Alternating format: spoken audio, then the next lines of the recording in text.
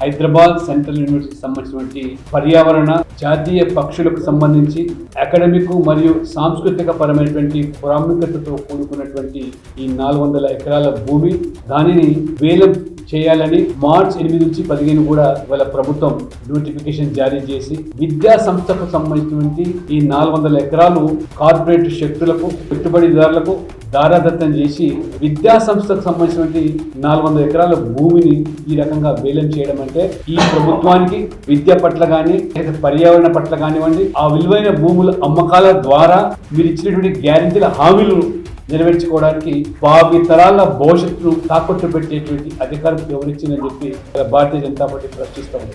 మీరు ఇచ్చినటువంటి గ్యారెంటీలు, కోర్టులకి హామీలు నెరవేర్చడానికి మొత్తం తెలంగాణకు సంబంధించిన విలువైన భూములను, ఆస్తులను ఈ రకంగా తాకట్టు పెట్టడం, అమ్మకాలకు, విక్రయాలకు తలపెట్టడంతో భారతీయ జనతా పార్టీ దీన్ని తీవ్రంగా మరి వ్యతిరేకిస్తుంది.